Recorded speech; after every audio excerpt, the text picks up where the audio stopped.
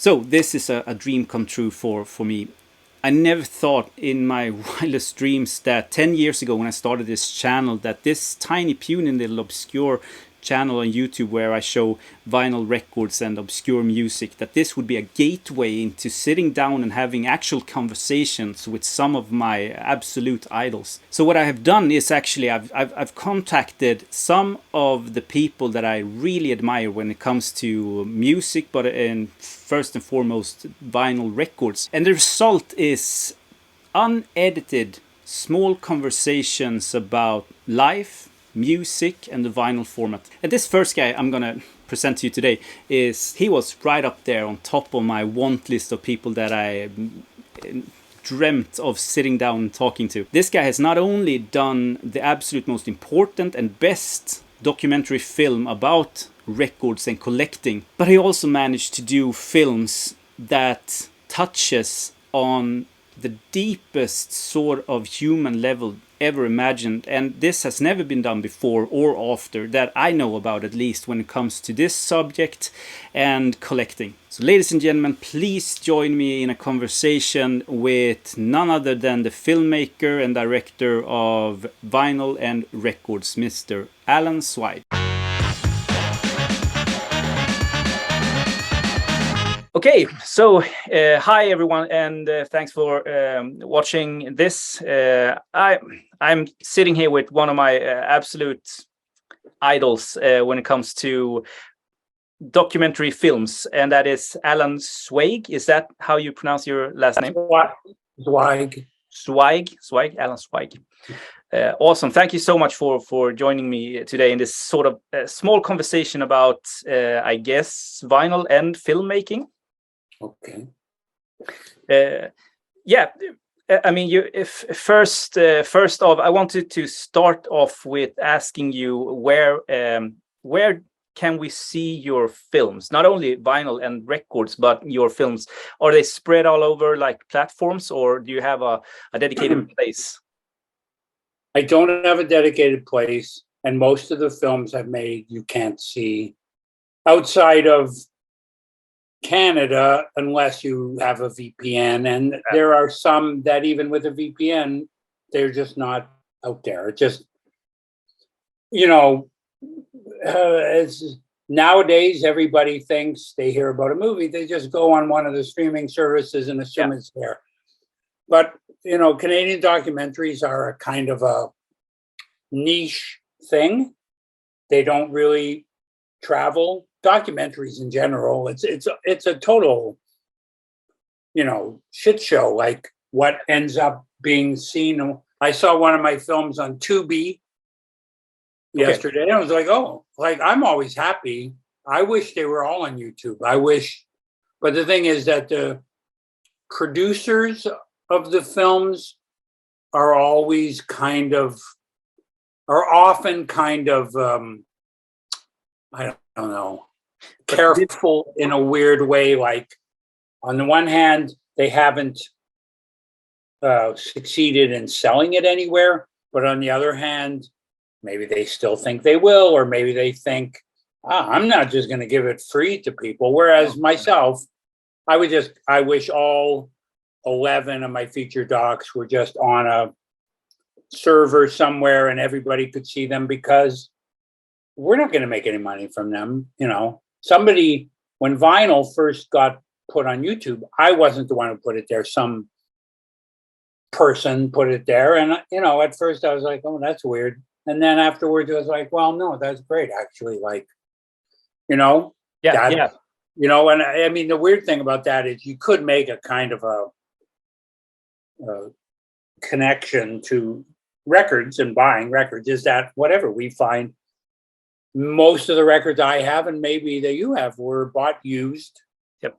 The artist did not see anything from it. The record store or the dealers made money, but but on the other hand, that music is still out there. They're communicating. Sometimes, they get phone calls from people about a record they made 50 years ago, and they're surprised, but they shouldn't be surprised. So I wish my films were out there, just like records that people could stumble upon but I don't own them. And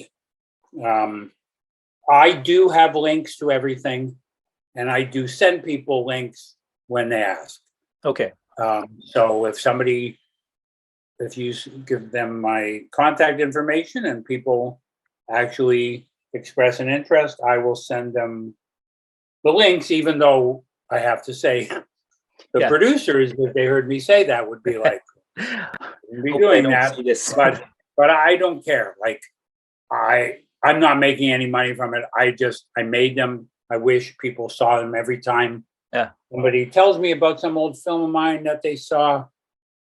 It's nice. It makes my day, because that's why I made them. I did make a modest living for a few years, but that's not the only reason. Okay. I have them up. But how did you come into documentary filmmaking in the first place, or movie or film production?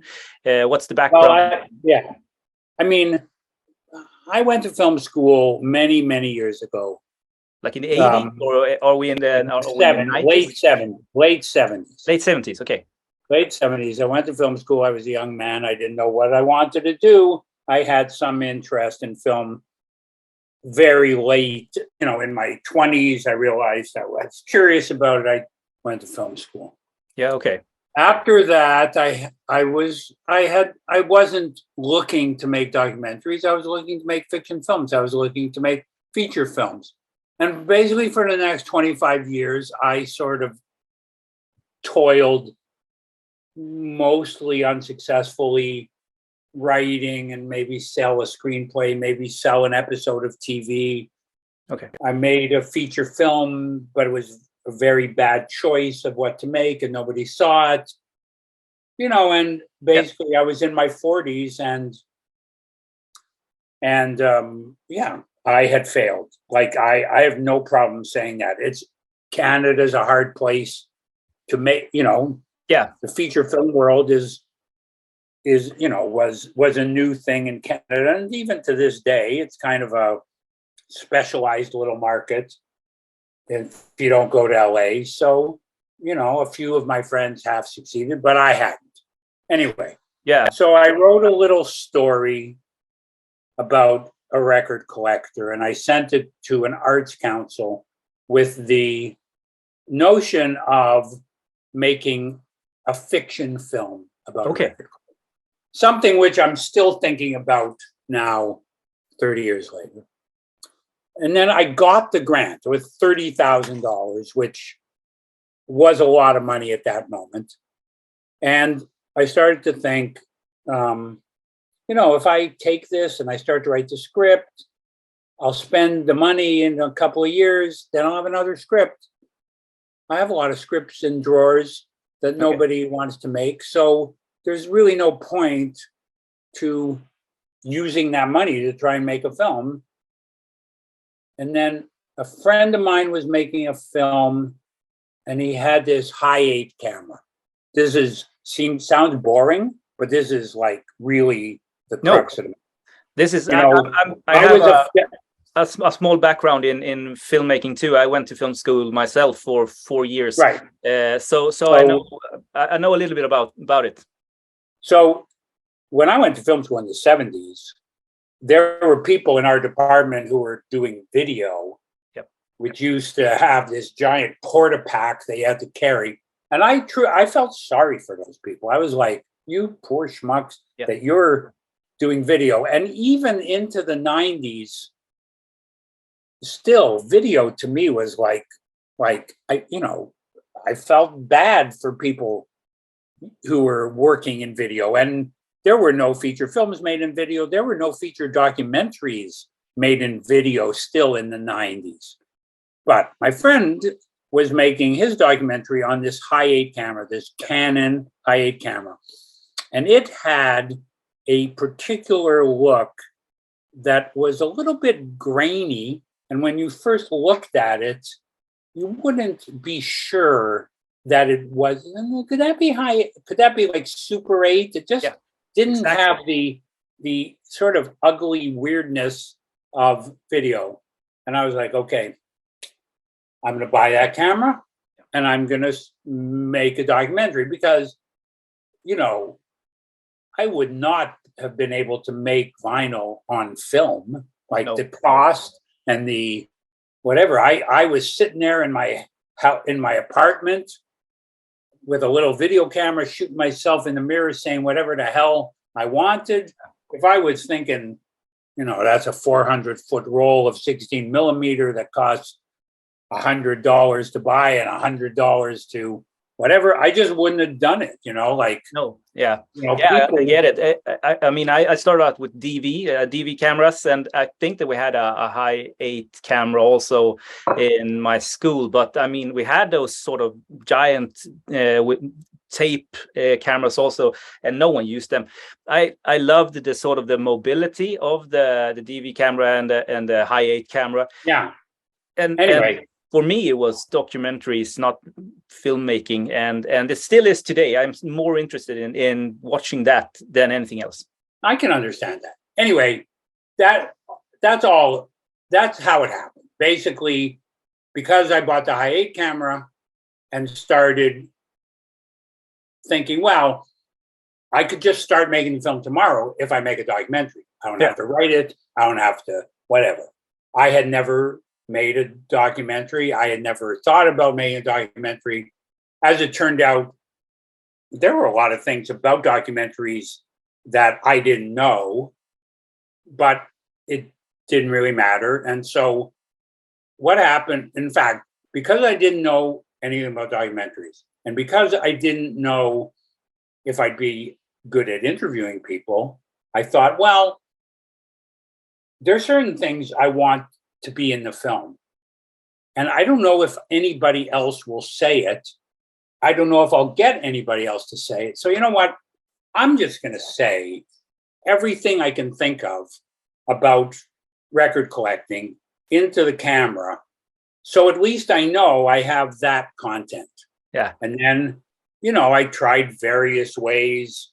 I hooked up the camera on a tripod facing me and monitored it in the thing. And that was weird because there was my face off screen. And then I went into the bathroom and I shot in the bathroom mirror and I thought, oh, this is good, but I can't do this forever. So then I bought a mirror and I put it down, and literally there was like you could have said like fairy dust came down, because that changed my life. Like that shooting in the mirror, which I did purely for practical reasons as far as I was concerned. I certainly wasn't going, ooh, mirrors have metaphoric implications, and what a great idea. I just was like, I got to start talking.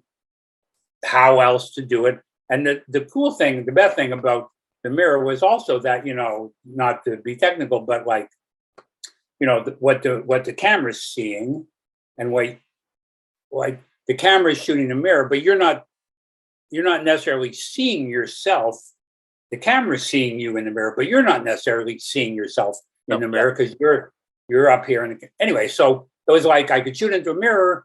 I was not comfortable with my face or being seen or being heard, but it was just like, it just became this not quite daily ritual, but, you know, confessing into, and then, you know, little by little, I realized, well, you know, there's other things happening in my life, and they're not exactly about record collecting, but, you know, record collecting is so central to my life that everything about my life my being single, my being miserable, my not having kids, like my dog, the mice in the house, everything was like sort of sucked into this, like, well, that's all kind of about record collecting.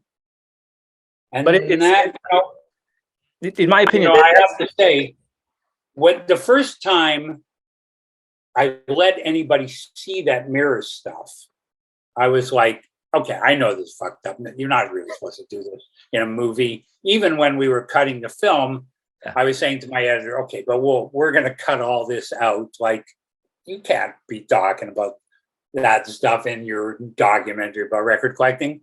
But that was what people responded to. And after a while, it was like, okay, I give in.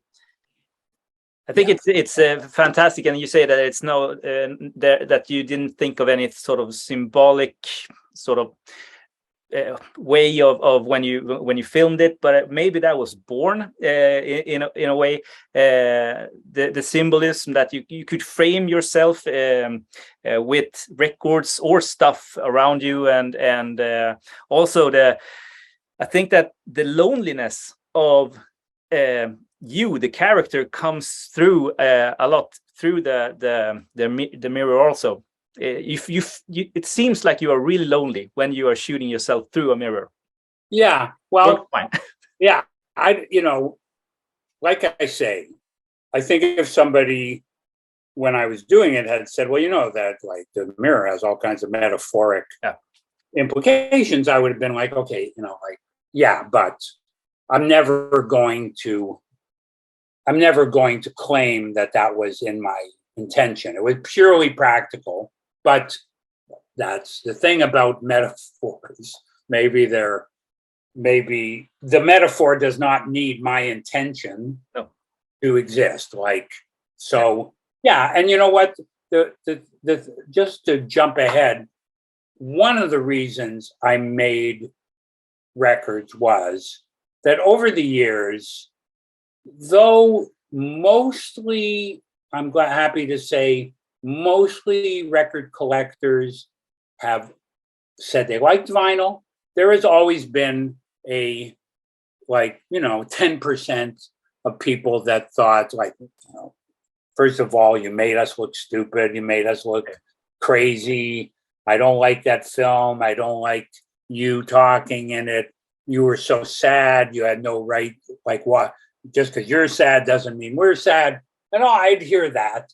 And usually I would just say, well, you have no sense of humor. Basically, that was my thing. Like I just, I think that you and me have every right to talk to each other and say, record collecting has been this great thing. Isn't it cool? But we have no right to say to the rest of the world, hey, look at what we're doing. We are art collectors. We are archivists of history. We're record collectors. That's so mostly I've dismissed those people who've been so critical. But a few years ago, I watched the film, and probably in light of the fact that I am, unquestionably happier now than I was then, I was like, oh yeah, I can see, yeah, you weren't just playing at being miserable. No, you were. I can see behind. I think that to some degree, maybe sometimes I wasn't as miserable, and I was maybe trying to exaggerate it as a character. But I'm not sure if that's true. I'm just saying maybe that's true. But I think that. But I saw it and I thought, no, you weren't that, that's not just a character you played on TV. That was you. You were miserable. When I said that thing about the mice on my bed with the clothes, yeah, I was ready to jump out the window. Yeah. So anyway, so when I saw how clear it was that I really was miserable, I thought, okay, well, you know what? Maybe before you die, if you get an opportunity, you could make one where you're not so miserable, where you're just going to try and emphasize, it's 30 years later, you're still, whatever you thought about it, through thick and thin, through misery and happiness, you still love going to a record store. You still love the idea of, I'll tell you a story. I had a teacher at film school. He wasn't even really my teacher. I didn't know him very well. Okay. But he and his wife were both taught there, and they were like a hippie couple, a little bit older than us. So recently he died, and his wife asked a classmate of mine, how am I going to get rid of his records? And she said, this guy said, talk down. So I went to my old professor's house, and it's like, oh my God, what's he got? Yeah. I have never heard him talk about music, but he taught sound. So that makes sense. But he had never written me in all these years and said, hey, saw your vinyl. I'm a collector too. I had no idea that he was a collector. It seemed like this secret thing. And then I go in the house and I don't see that many records, but then, oh, come on, there's some here and there's some here. And it was, I'm going to help them sell their records. Yeah. They said to me, well, we should pay you a little bit. I'm like, no, you don't have to pay me. Like, I'm going to take 5. I'm going to take a few records. Yeah. That'll be my payment. But just the fun of like going through it. What did this guy have? Because he had, when I first looked, the first big shelf was like, okay, like 80s Bob Seger, like whatever. But then, kind of like, then I pulled out Andy Warhol, Velvet Underground, banana with the banana on it. Like, I have never seen the banana unpeeled. Like, I'm like, it's like, oh my God. It was just like, okay, that was worth, like, if I was really unscrupulous, I could have said, I'll take this one. But I didn't. Yeah. Like, no, like this one, I don't know what it's worth. Is it worth $500? Is it worth $1,000? Anyway, I'm just saying, I'm 70. I'm still love, there's part of me that's like, can I tell what that's the spine of? What's that box set over his shoulder? Where are his records is that his psych? Is that his jazz? Like whatever. I just realized, okay, I'm just going to make a film and full on geek out and not try and be even a little bit weird about, even if somebody is, I have to say, like, it was hard to make a film. It's hard to make a film that's purely positive. It's hard to make a film about this eccentric thing and not be like, kind of like, ooh, they're weird and obsessive. Yeah. It's hard. But with the first film, Vinyl, was that the sort of intent when you, No, how did you find the people that were in the film? Is it friends of yours? Or was it like just? I found, some people were people I heard about, some people I ran into at record stores, some people I used to see at record stores. Yeah. I don't remember how many people in it were people I personally knew, but I had a friend. He knew a lot of people, whatever. There's so many people. There's so many people, like, it's unbelievable, right? You finish the film and then like 1,000 people say, how come you didn't interview me? Like, you have no idea, but, no. And here's the thing. Here's what happened, basically. It's when people kept saying to me, and this is kind of obvious in the film, when people kept saying to me, I'm not a record collector, I'm a music collector. Yeah. It started to drive me crazy because it was like, what are you talking about? Like all just the consistency with which people said, there's nothing weird about this. There's nothing obsessive about it. There's nothing, I'm not mentally ill or emotionally ill. I am simply like a great art collector, collecting the great pieces of music in the world. And I'm, I just used to be like, why do you want to even, what's in it for you to even claim the thing? Why don't you just say, I'm fucked up? Like, yes, I love records and they're amazing and they light up my life and it is an obsession. I have an obsessive quality. I'm a bit of a hoarder, etc. Like, just own it. If people had said that, the film would have turned out totally differently. But But it's even harder today to claim that your record collecting is first about the music, because it's not about the music. It's obviously it's about the music, but it's not mainly about the music, because you can stream and or see listen to any music you want on the internet today. So it's not about the music. You can get the music without paying like $100 for original pressing. That's just so I don't buy it. I don't buy it. Well, back then you couldn't stream it and blah, blah, blah. And whatever. I never would argue it's simply not about the music. I wouldn't say it's 100% not about the music. The music is part of it, but there are so much evidence just on the surface that it's not simply about the music, like otherwise, why would people have 10 copies of the same record for different, or not even that.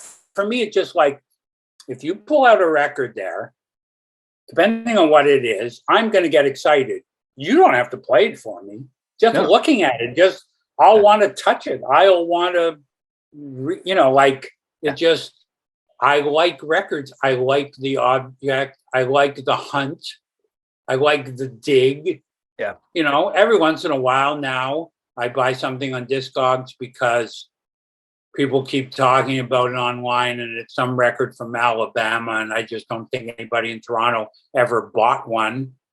Might be, I know that if I go to a record store in your town, I am assuming, I don't know if this is true of Sweden, but I know it's true of, I know, like when I was in Copenhagen, not to compare, there were tons of English folk records at the youth record stores. English folk was huge. I saw a record from Toronto, a folk record that I'd never seen before in Copenhagen.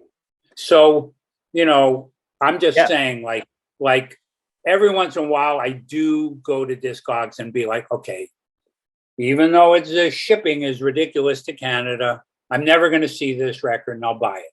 But generally, I wouldn't have records if it weren't for used record stores and the fun of like, okay, what am I going to find today that I would never, ever find if I weren't there today? What? So to me, that right there, that puts you in line with other collectors. You're a collector, just like a guy who collects, I don't know, stamps or coins or anything.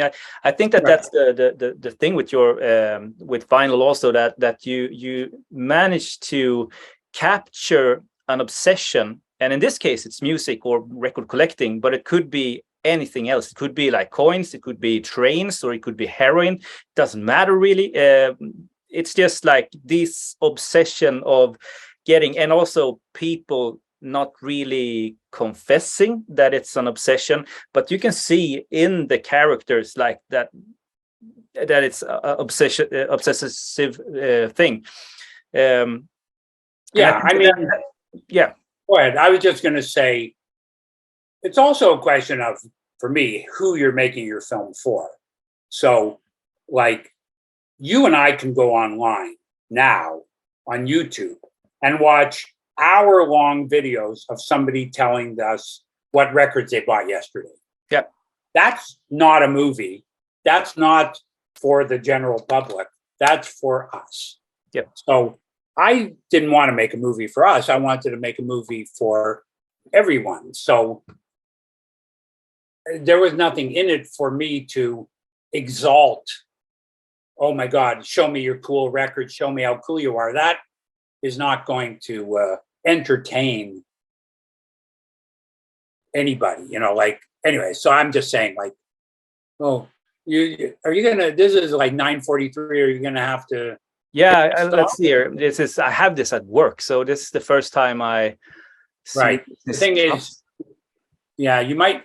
The thing is, if you have the professional Zoom, you can go for an hour or more. But you can. When this ends, if you want to do another half hour or whatever, call me back. Or send me another link. Another link. Okay, I'll do that. Thank you.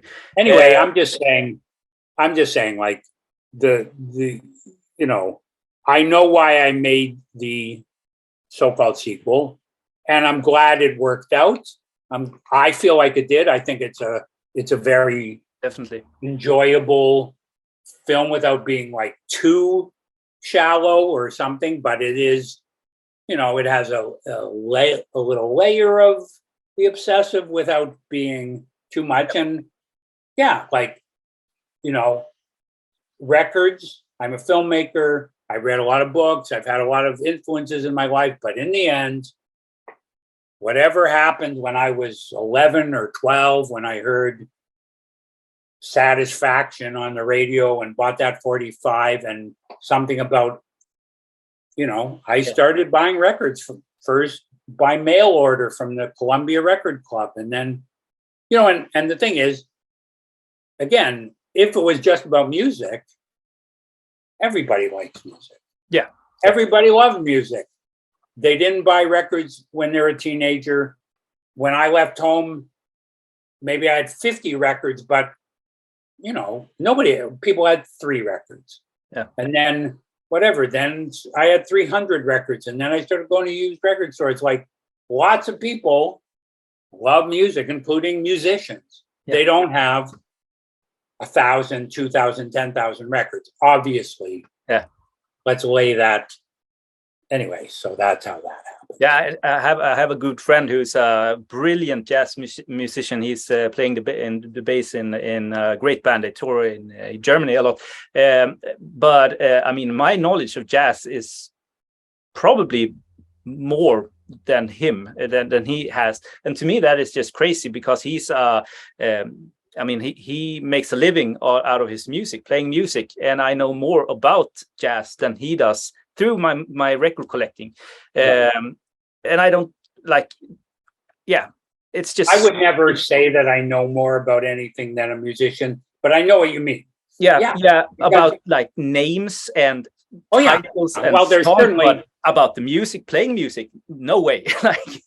I mean, people I know that are film buffs know more about film than I know more about that than I do. They always assume I know, well, you're a filmmaker, so they drop the name of some film or some director, and of course you've seen all that. And it's like, no, like generally, I think it's probably generally true that when we're younger, whether it's film or music, we take in a lot. Yep. And then we reach a point where, you know what? Now I'm going to start pouring it out, and I'm not going to take in as much. I'm not going. There was a time in my 20s when I watched film, I felt like I was studying. I was an extension of school. And then there was a point where it's like, no, I'm not going to, I just don't want to see that much anymore, because my education is finished. So I think that's also true. My brother's a musician, and he likes music, but he doesn't have records anymore. But there was a time when I could see that he was very much wanting to hear things, wanting to learn, but then he didn't want to learn anymore. He wanted to, figure it out. So. Yeah. But not us. So let me ask you, would you call jazz the center of your collection? I think so. Jazz and psychedelic music. I have my psych upstairs in my living room, and jazz is this portion of the collection. Then I have Swedish sort of prog and folk, and as you can see here, I have the Impulse and Blue Notes here. Oh yeah, I can see the Impulse. Yeah, they always stand out. And then it's like rock here. Right. So yeah, but I live in the countryside, so we don't have a record store anywhere near. So I have to go to trips to bigger cities to dig for records. So I do a lot of digging online, like on Discogs and stuff like that, trying to find some sort of gems online. I didn't do that like 10, 15, maybe 15 years ago. I went to a lot of estate sales and thrift stores and stuff like that. But it seemed like everything's just like gone nowadays. It does seem hard. Like, things are more expensive for sure. Yeah. And I don't really know. Like, I know that here at most of the thrift stores I used to go to, there are 4 or 5 guys who literally stand there all day waiting for the records to come out. And then they grab everything that's interesting. And when you go in, the only chance you have of getting something interesting is if there's something you're interested in that they weren't aware of. But the chances of getting cool thrift store records in Toronto is pretty well gone. Yeah. My friends who travel in the I have a friend from here, but he lives in the States now, and he has a store in like North Carolina or something that he's gone to and has found just like jaw-dropping bargains, just like absolutely no idea what they're putting out, and they're putting out rare gems for $5. I'm sure there are places in the world where that still happens, but it's hard in between. It's hard. Every once in a while in Toronto, I've gotten a record where that, they just didn't look it up. Thank God. And so they put it out at $5 or $10, and wow. Yeah. But yeah, it's harder. It's much harder for me to find records, period, that I want now. But yeah, whatever. The rat hits the bar and gets the pellet, and then after a while, it only gets the rat hits the bar, gets the pellet, hits the bar, gets the pellet. Yeah. And the next 100 times, he doesn't get the pellet, but he keeps hitting the bar because he did get the pellet. Then he gets one. So now I'm a rat and I hit the bar and I only get one every 1,000 times, but I still hit the bar. Yeah, I go to record stores, and if a record store is like heavy into metal or like let's say rock or something like that, psychedelic, they always have like 1 or 2 crates of jazz. And even today with sort of Discogs and seeing what things are worth, there is a ton of different pressings. So once in a while, like 1 in 1,000, even in record stores today, you can do finds like if they don't know what they have. Right. But it's also rare. Yeah, I notice, I don't buy jazz anymore, but I notice it's pretty slim pickings compared. I got into jazz in my 30s, so in the 80s. And at that time, you could get anything. It was not, original Blue Notes and Impulse and things like that. Maybe not the absolute most expensive Blue Notes with the deep groove or something, but you got those black and white Blue Notes, not the blue ones. And it wasn't a deal. Now, when you go into a store and they have a jazz section, it's all kind of like the dregs, and they're including Dinah Washington and singers and stuff like that. And there's some, steep, like new Concord and things like that. These kind of lame companies, but it's pretty. I have about this many jazz left that I never got rid of because they were my favorite.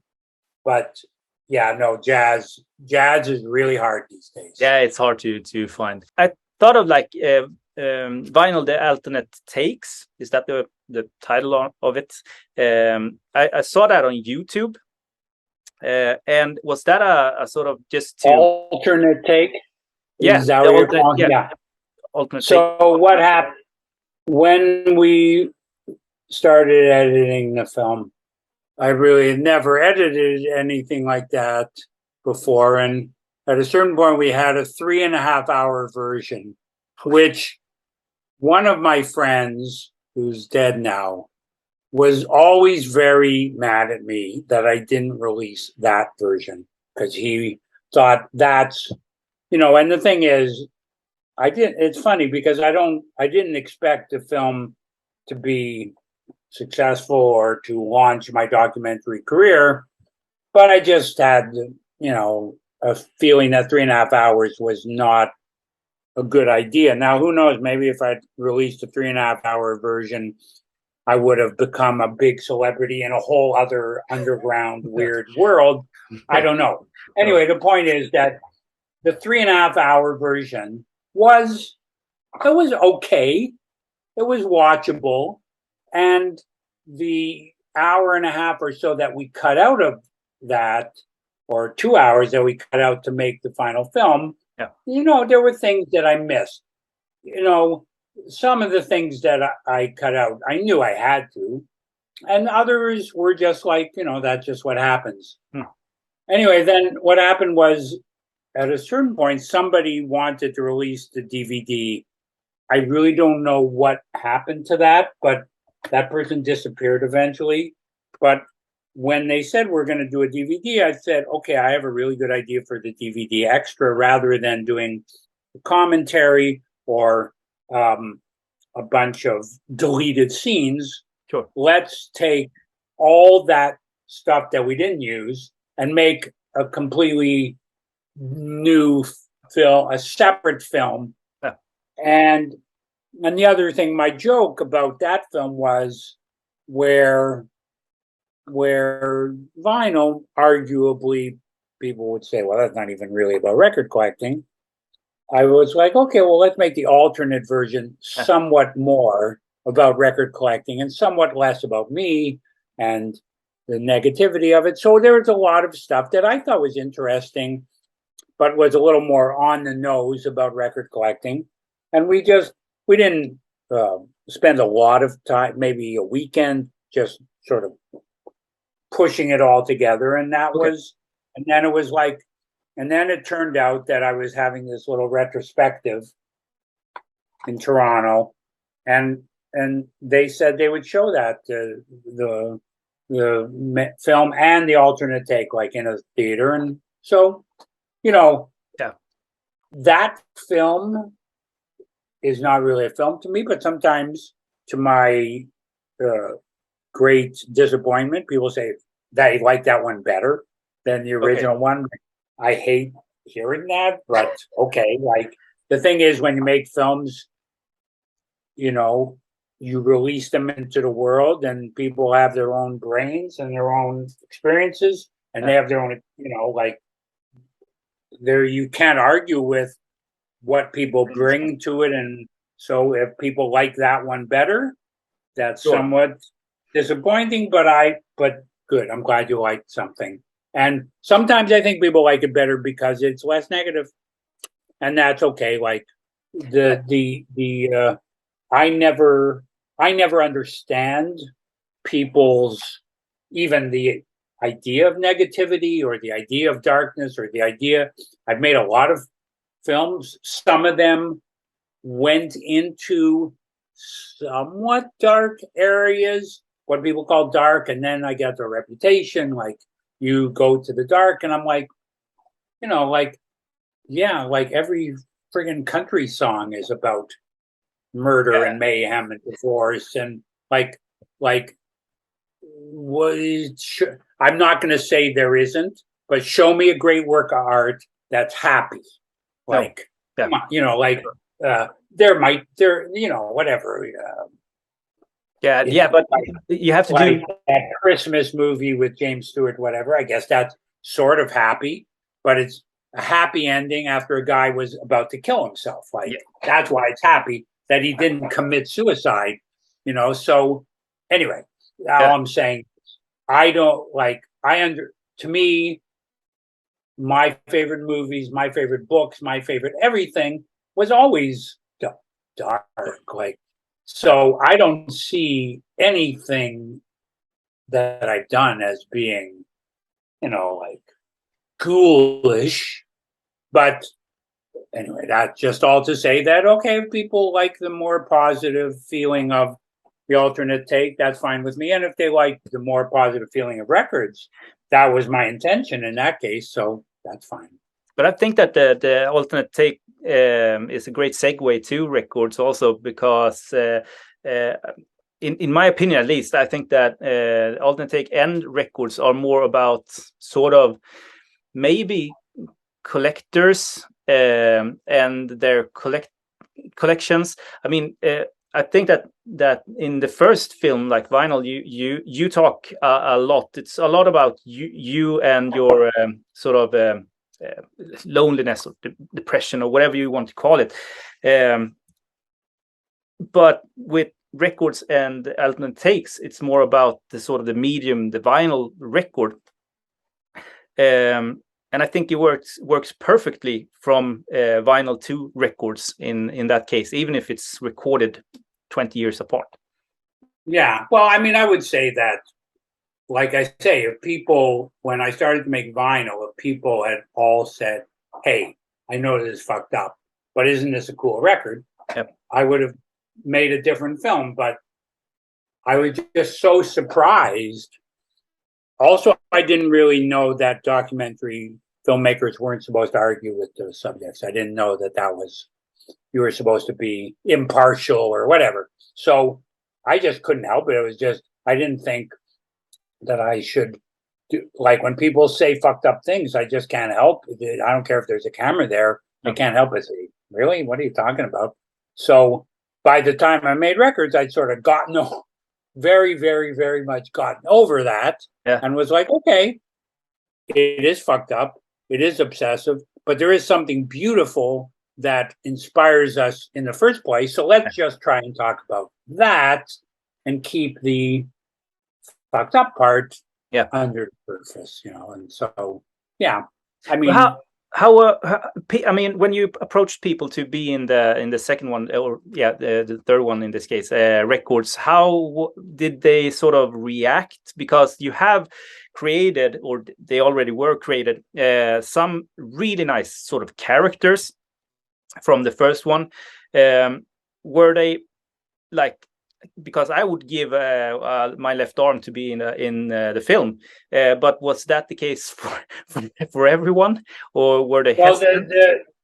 The thing is that when I started, I didn't think I was going to revisit everybody that had been in the first film, because that would be a sequel, and it wasn't meant to be a sequel. I thought I would, you know, the challenge of the film, not to be too, you know, get in the weeds, was I'm making a film that is a tribute to another film, but I can't count on as many people as seen vinyl and as many fans as it has. You hope that people see the new film who've never even heard of vinyl. So you have to, you know, refer to it without overwhelming. And, you know, I'm not even saying I succeeded in doing that, but I tried to. So, and sometimes people have said, okay, right, I haven't seen vinyl, but I totally get that you have this other film, and sometimes they go back and see it, and sometimes they don't. So anyway, I don't really even want to see it as a sequel exactly, more like an homage. So yeah, there were some people who were in the first film who I was still in contact with, who I asked to do it, and a few of them didn't make it in the film. But I looked for the guy, the K-Tel guy, but I couldn't find him. Like, I have not seen him since the day I interviewed him. I have not seen him since. I have not heard from him. I have no idea if he's dead or alive. I barely remember his name. I actually hired, in my previous film, I made a film called Coppers about ex-cops. And in it, I met a guy who was now working as a private detective. And I kind of hired him to find the K-Tel guy, but he didn't find him. So, but what about like Chris, the standing on records on the floor? He died shortly after the film came out. And I will also say that some of his friends hate my guts for him being in the film. And you know, that's a whole other subject. Sure, we don't need to talk about it if you don't. No, know. I mean, you know, the thing is, I will just say this: when I made the film, I did not think about exploiting people. No. When I made the next film, I Curmudgeon, there was a moment when I realized, okay, the people in I Curmudgeon are somewhat more in on the joke than the people in vinyl, if I can put it that way. Yep. Those people know that I'm making a film about their negativity. They know inherently that there's something that they're going to be funny in their negativity. Yeah. And so it was, and then the next film I made about people who were chronically single like myself. And again, it was the same thing. Like, yeah, some people think you're a loser, but those people knew going in that might be a possibility. Yeah. I might be showing but the people in vinyl, none of them felt that way. So, I would say that my general philosophy is,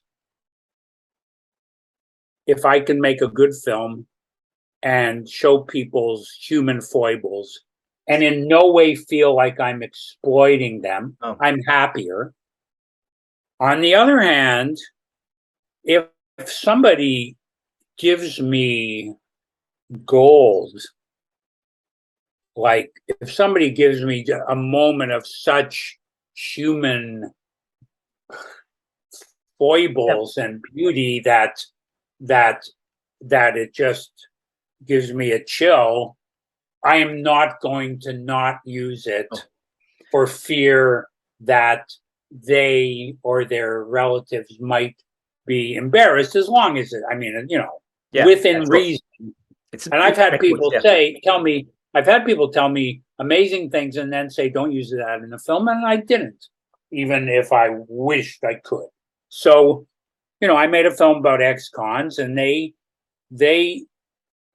blew the top of my head off with the brutal stories they told me. And there was a moment where making that film, which is called A Hard Name, where I thought, I don't even feel like I have the gravitas as a human being to put that in the film. But then I thought, no, like, you went out there, you asked for their stories, they gave you their stories.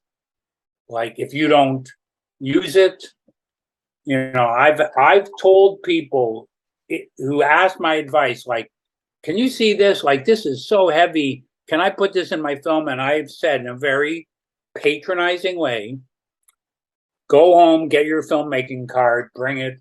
I'm going to rip it up. Like, if you don't use that, you're not a filmmaker. So there are some moments in vinyl where I can see the person being embarrassed. On the other hand, I know people have told me that they saw Chris on the streetcar and wanted to go and thank him for being in the film, that he showed a vulnerability and something about the human condition that was so beautiful.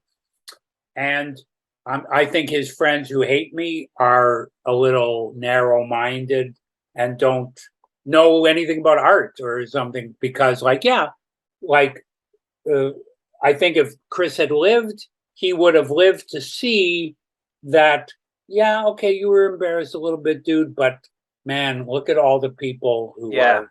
Definitely, I love that guy.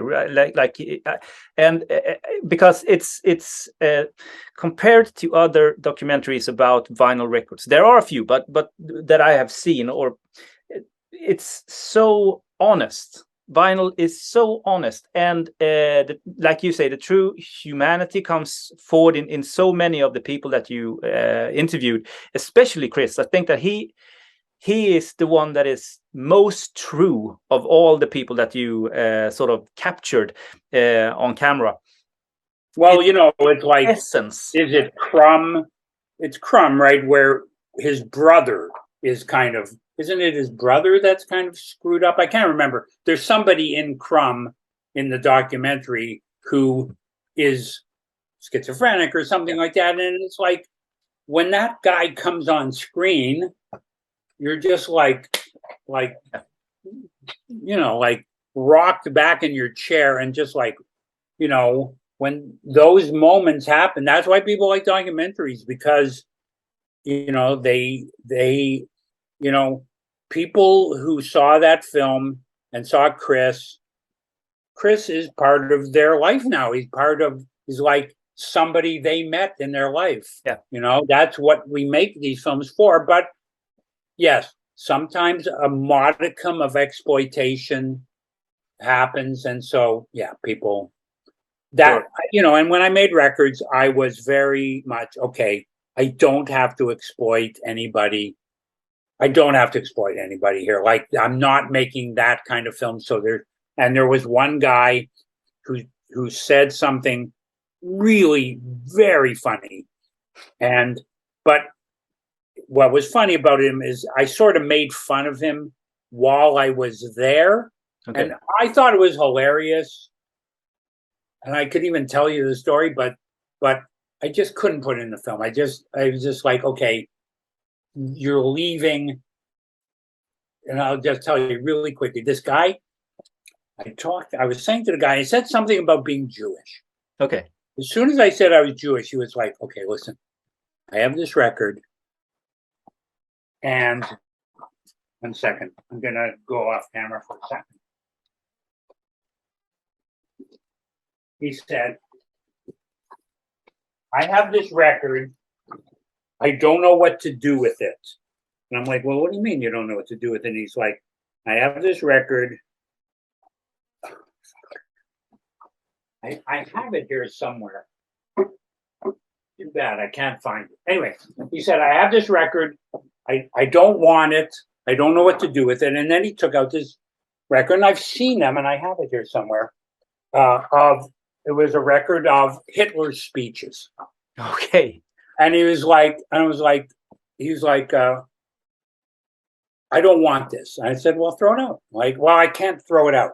I'm like, well, what do you mean you can't throw it out? And he's like, and it was like, I was like, okay, so you're asking me, would I take it and remove it from your house? Yes. Like, okay. And then, it was like a whole thing. Like, if you don't want it, don't have it. And on the other hand, you're not a Nazi because you have the record. Oh.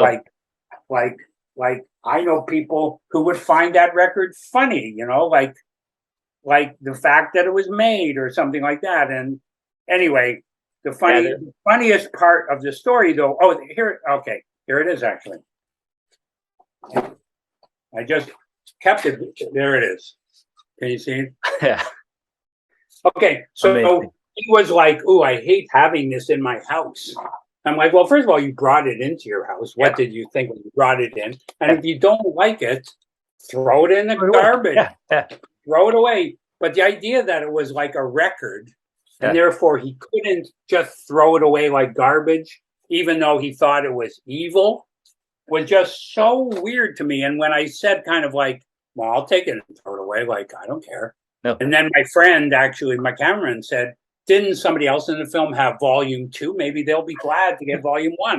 Good, I'll give it to that gal. Anyway, then the thing is, finally, I took it from him. And he was like visibly like, oh, you don't know what a relief that is to get rid of it. And then this was the kicker, the little punchline, only for record collectors. He said, you don't know how good it's going to feel to take that off my Discogs. Yeah. It's like, well, dude, you put it on your Discogs. Yeah. You didn't have to put it on your Discogs. You didn't have to log it. You didn't have to log it if you hate it. If it's evil, why did you log it? I was just like, anyway, I didn't put that in because I was so making fun of him. Like, you're not going to make me buy it, are you? No.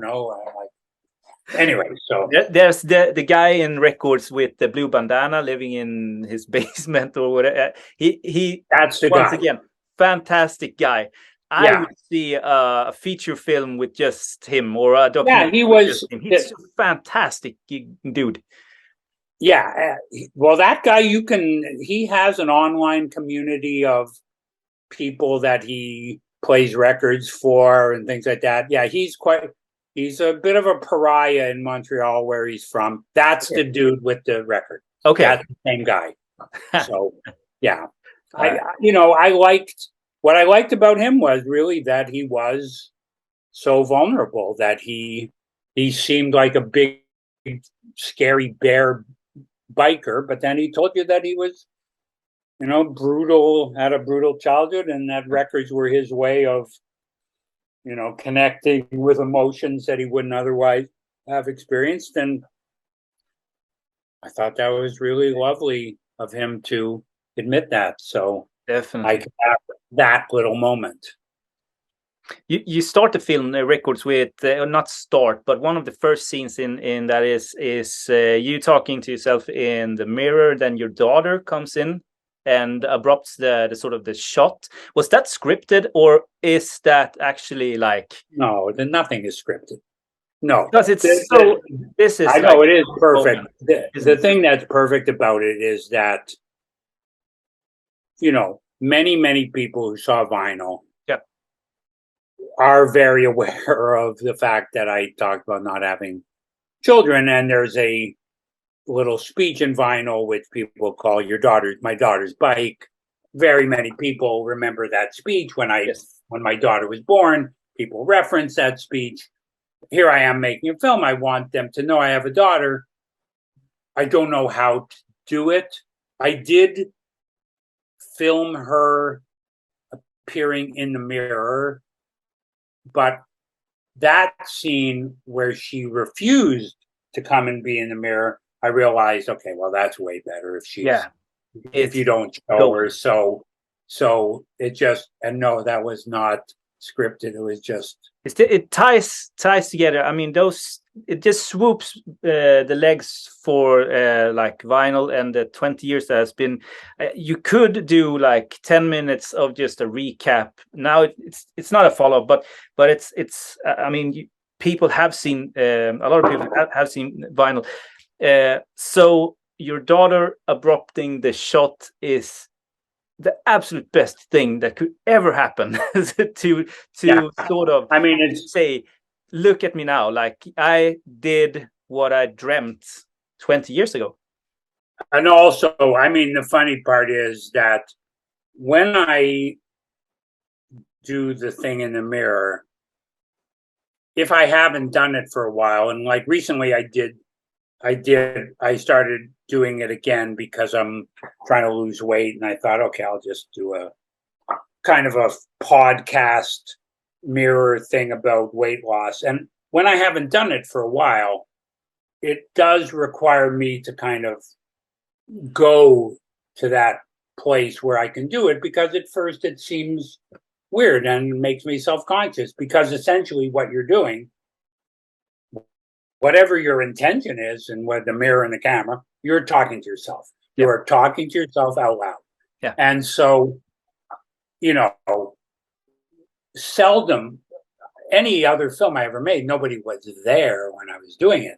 But now I'm doing it here, maybe in my room, and my daughter's room is next. Or maybe I'm doing it downstairs in the dining room and saying to my girlfriend and my daughter, don't come downstairs.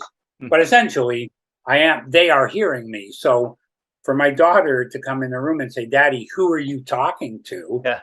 Is like,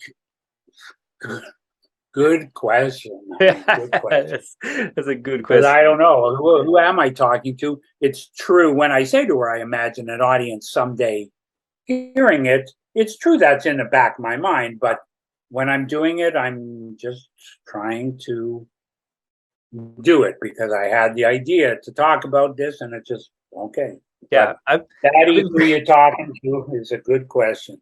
I've been doing this for 10 years now, or over 10 years, and it's like me talking to a camera or talking to myself. And my daughter, when she comes down here, she says, "Are you talking to yourself again now?" So it's like I'm a schizophrenic or something in my basement. You say that in my vinyl records. Can you say what your daughter says in Swedish for me? Pratar du med dig själv igen? That's the Swedish. Okay. Yeah, that's the Swedish. Daddy, who you're talking to? Yeah. Are you talking to yourself again? Yeah. Yeah. Fantastic. I mean, we're at something. Yeah. Like almost an hour now. I won't take up more of your time. I'm super glad that you wanted to have this conversation with me. And I love. We barely even talked. The only record we talked about was the Nazi record. Yeah, but that's also perfect. Like I talk about records all the time. Let me ask you this: talk about anymore. Do you have I know people talk about grails, holy grails. Do you have a holy grail? Do you have a record that you're, in case I see it in my travels in Toronto, should I pick it up for you? I don't know. I have like, I think I have like the one true holy grail. I think there are like 25 of them. It's like someone asking me, name your top 5 Swedish psych records, and I give them a list of 50.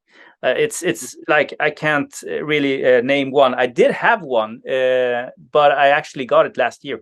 Will Malone. It's an English folk record, and also one called Combs. Will Malone. Yeah. I'm going to show you what was mine. I'll tell you why it was. I only had one. I thought I would find it while I was making the film, but I didn't. Okay. Oh shit, Skip Spence, yeah. Okay, so and you know why it's my holy grail? Because 25 years ago, I ran into a guy who was selling all his records to a store I went to. Okay. He asked me, "Do you want to come to my house?" So this guy was about my age. When he was a kid, he used to read Melody Maker. Mm. He had relatives in Britain, and anything that was well reviewed, he would buy it and they would send it. And so he had this immaculate collection of 60s records, most of which were barely played. And he said, I can have them for $5 each. Oh my God. When I came to this record, I could have taken it that day for $5. At that time, it was maybe a $50 record. Yeah.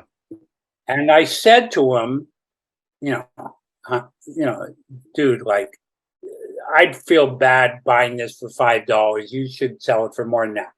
Why I didn't say, so here's $20 or here's $30, but I left it there. Yeah. And that haunted me for the rest of my life as this record went to $100, $150, $200, like $250. Not, because it's a great record. Yeah. That means a lot to me, the music and the connections. And also, I think he's Canadian and he was in Moby Grape, blah, blah, blah. So this copy I bought off a guy online, it's not even in great shape. I paid $200 Canadian for it. Anyway, so I don't really. The other day at the guy Professor's house, he had a record that I always wanted, The Battered Ornaments. Okay. It's a British sort of prog psych band.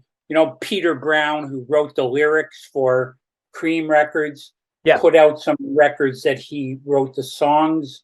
There's Chris Spedding, maybe it's his first band. Anyway, I was like, oh, look at this. I brought it home. Then I looked it up on Discogs, and the Canadian pressing was $125. I thought I was taking a $20 record. Yeah. Anyway, yeah, I don't really. It's not worth it to have these holy grails because you're not, like, most of them you'll never find. But I had one, and now I don't have one, and that's it. That's awesome. Will Malone. Yeah, that English folk stuff hard. It's one of those sort of. I bought it from a Russian guy. This is before they couldn't send any more. I have a bunch of English folk reissues. I didn't like to buy reissues for years and years and years, and then after a while, it's like, okay, really, like you are not going to find this record for less than $500. So if you want to hear it, buy the reissue. Is there any other sort of European records that you have on your gray list that you haven't found yet? I have a want list on my Discogs, and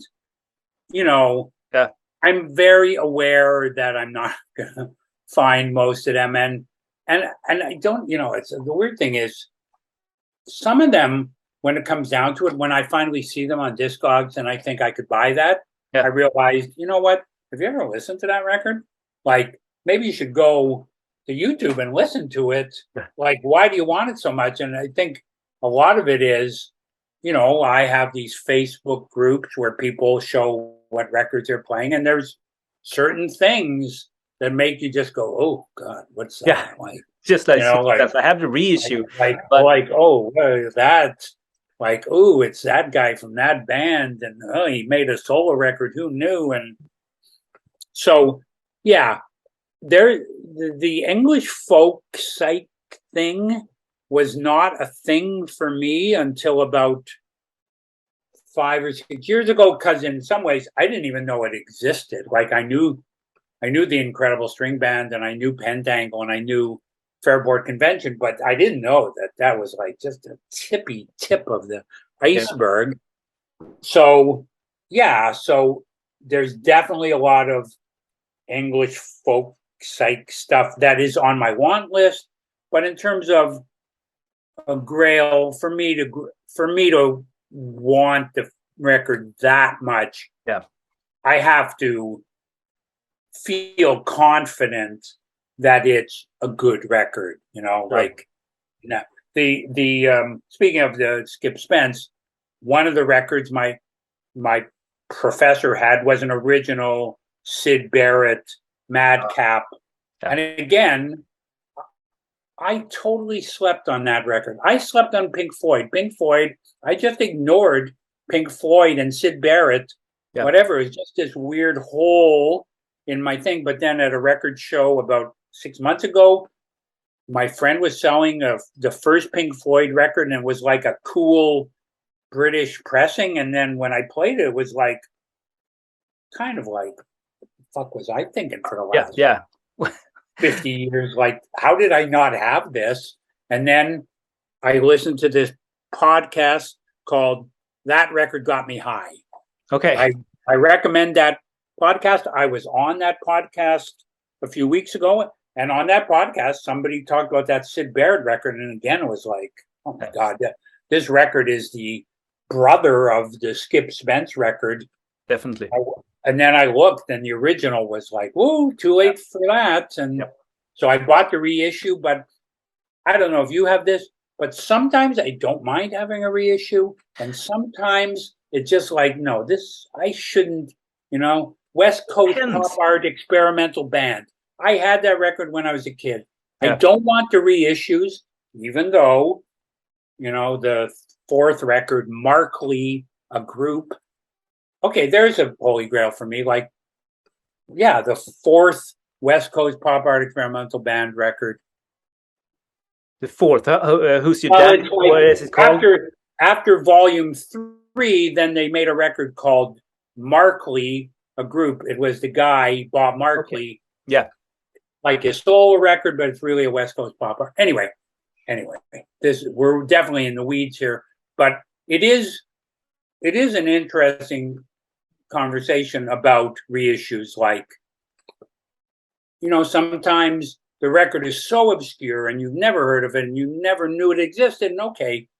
But if you ever had the original or knew the original, or your friend had the original, or depending on your relationship with them, you knew of the people, or you have their other 3 records that you bought when you were a kid, but the fourth one, and then you look on the shelf and worn out cover, shiny new cover. It's like, no, that looks wrong. Yeah. Get rid of that shiny new cover. I try to buy records with my stomach, and I love, like, my stomach loves when the record has a patina, like a history to sort of to it speaks to me. Like all the history speaks to me when I buy a used record.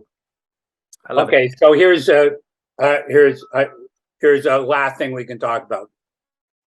I was at a record show, and a guy next to me said, the condition of the cover is as important to me as the condition of the record. And I looked at him. I was like, oh my God, I knew you people. That totally makes sense to me. I'm not judging you, but you're blowing my mind, because the condition of the cover means nothing to me, even to the degree that I would say I kind of like it. I like it when people put their name on the record. Yeah. And I'm going to show you, if I find it fast enough, I'm going to show you where that comes from. Uh, it's almost there. Da, da, da. I'll be there in a second. This will be the last thing.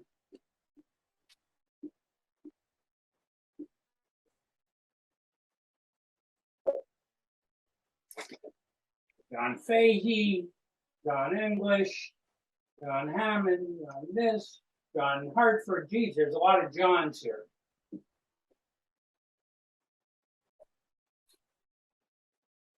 Okay, you know what? I can't find it. One sec, John Martin, Ah, here it is. Okay. So, this is the John Phillips. Yeah, John Phillips. Fantastic. Okay. I thought that was part of the cover. Okay. That guy wrote his name on the hat so beautifully. Yeah. That I thought that was part of the cover design. The first time I saw it, where's the thing on his hat? It was like, oh. But that's for me, fantastic. Somehow, that is like, that was what makes somebody not want the record. And for me, it's like, I didn't know that was there. No. But I think it's good to, this is the thing that is amazing about record collectors, which I will give you all, let you tie it in a knot. 78s, Once Upon a Time, were made for you to dance to that song for a month until the new record came out, and then throw the record on the ground. It would break in a million pieces. None of these records were made for you and me to be going crazy about them 50 years later. Yeah. And so, of course, like, whoever bought this record, put his name on it, it's his record. It's not a relic of history that he had to preserve. So idiots like us in the future could go, oh, it's in a beautiful condition. Just like, no, it was his record. He could do what the hell he wants with it. Yeah. You could put I put mustaches on people on my records, Sure. Anyway, that's what I like this for, in a weird way, reminding me this was somebody else's record. He bought it. It's only because he got tired of it or whatever. Who knows how many hands have been through this? Exactly. We are digging through the detritus of people's lives and finding gems and giving value to something that had been devalued. That's what's great about this. Yeah. Yeah, I agree.